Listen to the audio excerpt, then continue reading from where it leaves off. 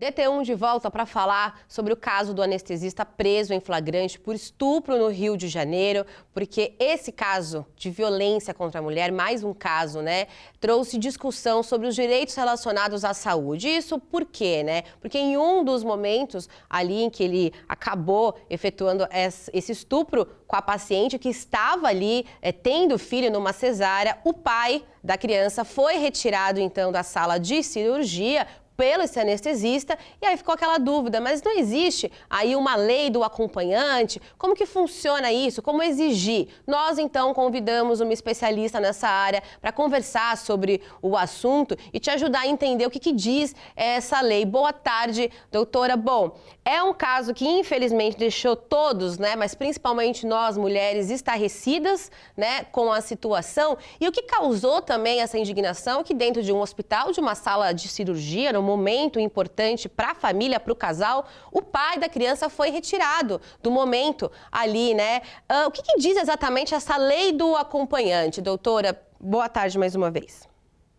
Boa tarde, Carol. É um prazer estar aqui com vocês. A lei do acompanhante, que é a lei 11.108 de 2005, ela estabelece a obrigação dos hospitais públicos e particulares de garantir o direito da gestante a ter um acompanhante indicado por sua livre escolha durante o trabalho de parto, durante o parto propriamente dito e no período imediatamente após o parto. Bom, como eu reiterei no começo, aqui para a nossa conversa, o pai dessa criança chegou a relatar para a imprensa de que ele foi retirado, convidado a sair ali do momento pelo próprio anestesista esse médico que acabou sendo aí o estuprador, da vítima. Mas já o hospital, olha só, emitiu uma nota dizendo que a vítima estava assim acompanhada então pelo marido até o momento em que ele foi acompanhar, então, o filho recém-nascido, e foi nesse intervalo de tempo que houve o abuso. De qualquer maneira, a gente quer entender se a lei, doutora, do acompanhante determina um tempo específico, para que esse acompanhante permaneça ali na sala de cirurgia, se ele pode acompanhar esse recém-nascido, como que funciona tudo isso? Então, Carol, a lei não estabelece um período de tempo específico. Ela estabelece que a gestante tem direito ao acompanhante ao longo do trabalho de parto e no período imediatamente após o parto, mas não há um tempo pré-delimitado para isso.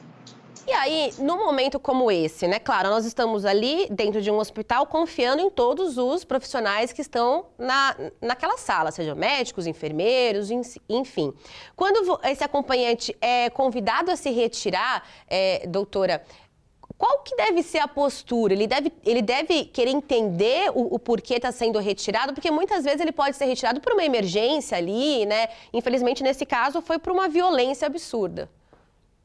Sim, se não houver uma justificativa técnica para essa retirada, o acompanhante ele não pode ser retirado, porque a gestante tem que ter esse direito resguardado. Se isso acontecer, a primeira providência é que esse acompanhante procure a setor administrativo do próprio hospital, a ouvidoria do hospital, para poder até fazer uma denúncia, para se consultar a respeito dessa situação e até fazer uma denúncia caso o direito dela esteja sendo desrespeitado. A pandemia chegou a modificar a lei do acompanhante, doutora, por causa do vírus, a contaminação? O que acontece? Em razão das medidas de combate e restrição à disseminação do novo coronavírus, muitos hospitais começaram a não aplicar esta lei, ou seja, começaram a proibir as gestantes a terem um acompanhante durante o parto.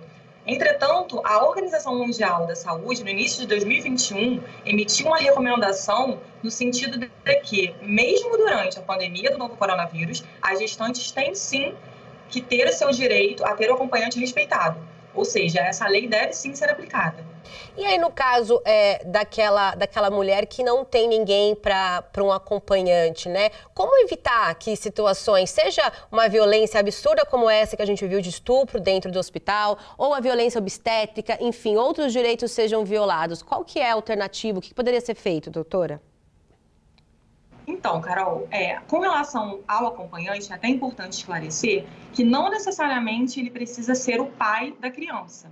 tá? Pode ser uma pessoa de livre escolha da gestante, pode ser um amigo, um familiar, tá? Então, alguém com quem ela se sinta confortável. Agora, caso mesmo assim ela não tenha, né, essa pessoa para indicar, é importante, por exemplo, que a gestante elabore previamente, em conjunto com a equipe médica que irá conduzir esse parto, elabore um documento chamado plano de parto, que é um documento por meio do qual a gestante vai externar as suas vontades para o que vai acontecer durante o parto. Então, por exemplo, ela vai estabelecer se ela quer tomar anestesia ou não, o tipo de parto, ela vai indicar o acompanhante, caso ela tenha, ela vai indicar a posição, né, por meio da qual ela gostaria de parir. Então, esse documento, ele deve ser respeitado e é importante que a gestante tenha esse preparo prévio para que no dia do parto ela evite, né, algumas surpresas, vamos dizer assim. Doutora, é um assunto importante, tocado com essa questão aí da grávida, né, do casal, enfim, se preparar, principalmente a mulher, se preparar alegando se ela quer acompanhante, que tipo de parto, anestesia, enfim. De um tempo para cá, a gente também ouviu muito essa questão de violência obstétrica. Aumentou, doutora, o número de processos ou, enfim, ações contra os hospitais nesse sentido, na questão do parto?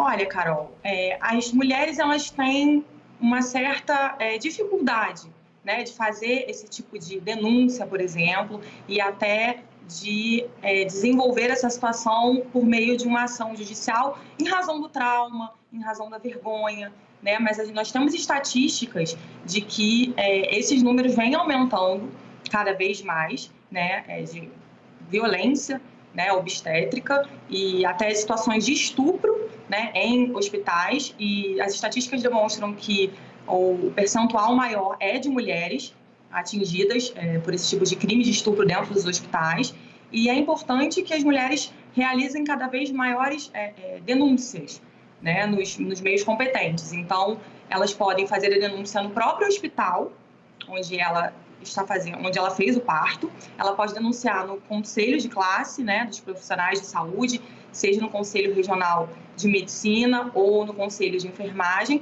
e ela pode fazer também uma denúncia no número 180, que é a Central de Atendimento à Mulher, e no número 136, que é o Disque Saúde.